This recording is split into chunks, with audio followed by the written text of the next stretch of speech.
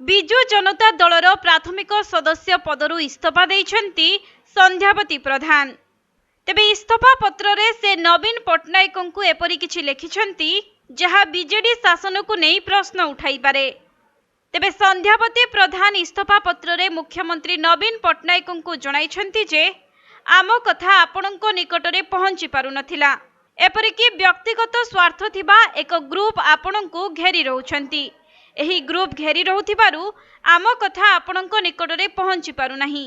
ଆମ ଅଭିଯୋଗ ପରାମର୍ଶ ଶୁଣିବାକୁ ଆପଣଙ୍କ ଦ୍ୱାର ବନ୍ଦ ରହୁଛି।